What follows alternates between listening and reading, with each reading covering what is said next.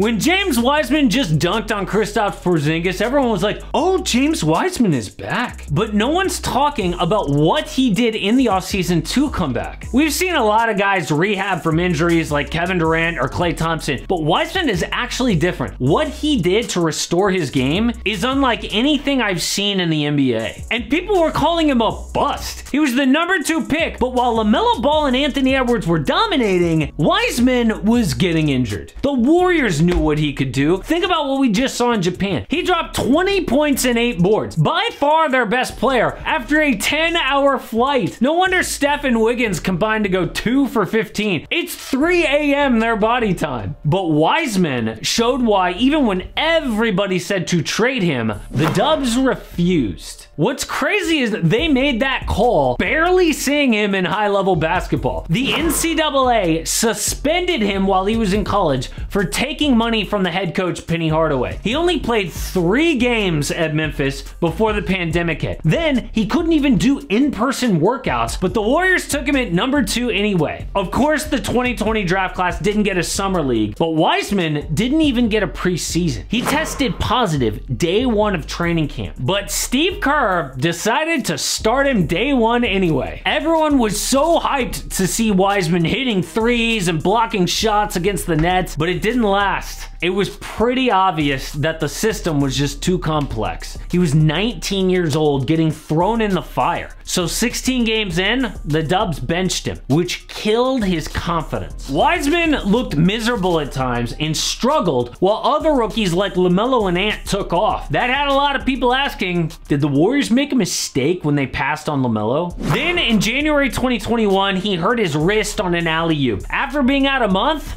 he missed games with COVID again, but finally returned in April. Steve Kerr promised he would simplify the offense for James so he could develop, and he was playing well, but 10 games later, he tore his meniscus landing from a dunk. That was the end of a frustrating first year for James Wiseman. But no one knew he would miss his entire second year. The Warriors could have brought him back for last year's playoffs, but Kerr knew that would be repeating their mistake. You don't throw him in the fire again. And that lesson helped them take it slow with Jonathan Kuminga and Moses Moody, but it was miserable for Wiseman. He had to sit and watch his team win the championship without him. That and all the bus talk probably made him feel like a failure. The only good thing was Bob Myers refusing to trade him, which helped his confidence, but one thing that James actually did behind the scenes changed everything. James just told the media rehab last year, the darkest time in his life. Some days I couldn't even work out because mentally I wasn't there,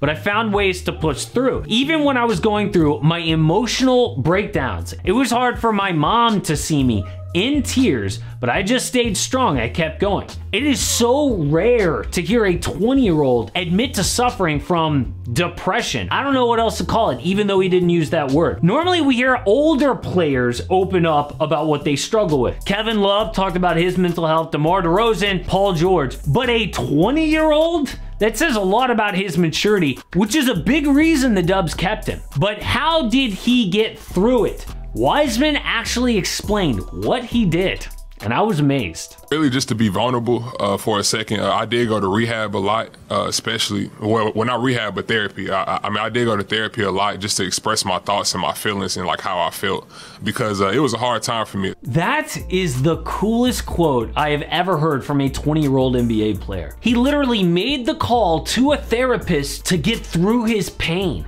Normally it has to get so bad before a person reaches out for help. Think about what it took for John Wall. Darkest place I've ever been in. I mean, at one point in time, I thought about committing suicide.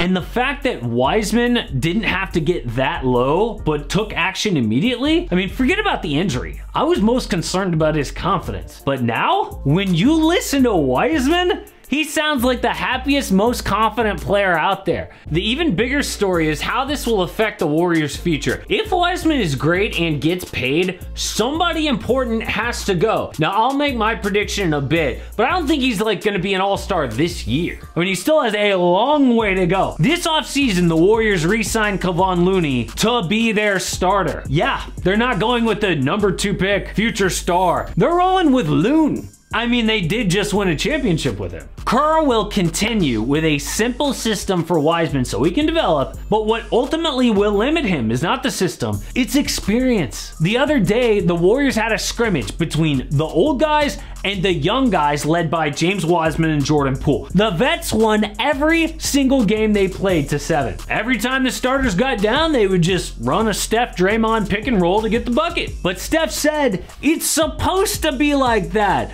Everyone wants to get all excited about young players because they have potential. The definition of potential is an apparent excellence or ability yet to be developed. He still needs to develop, but when he gets that experience, Wiseman can be an absolute unicorn. 7-footer who puts the ball on the floor, hits threes, initiates the offense. Amazing defense. You know, what we'd all like to see in like Bol. Remember everyone got excited about him? Well, this is on the Warriors. But the problem is Wiseman's emergence could push somebody great off the team. If he pops like this year, they'll have to pay Wiseman next offseason. For a team trying to escape a huge luxury tax, somebody's gotta go. Are we sure Draymond and Clay are gonna finish their careers on the Warriors? I think Draymond is the most obvious player to leave because he's a free agent soon, wants to get paid a ton, and the Pistons are gonna have cap space. Dre is from there. He would have so much value to a young team trying to take that next step. But for now, the Dubs are only asking Wiseman to play defense and get rebounds. That's it. Most young players in his position are on a horrible team asked to be like the franchise star, but Wiseman gets the benefit of developing on a great team. Him, Kuminga, and Moody all get to grow the right way before taking over this team. Until then, the Dubs want to win at least one more chip. Remember when Draymond and Steph posed with LeBron at Dre's wedding as the 4 chips club? Yeah, Steph and Draymond want to beat their old rival LeBron to 5 rings. And that cannot happen if they are leaning hard on James Wiseman or Jonathan Kuminga. That's why I'm not a big believer in Wiseman becoming like an all-star, even most improved this year. That'll go to somebody who is getting like gigantic minutes, but based on what I have seen and heard from James Wiseman lately, I am a huge believer in his future. We are like a couple of weeks from real basketball, and that means it was time for me to compile my official regular season predictions. Of course, I'm getting a lot of hate. I'll probably be wrong about all this, but at least I gave you my honest take on what I think is going to happen in the East and the West and why I believe it. So I've got 2 videos for you. Check out the East down here and the Western Conference up here.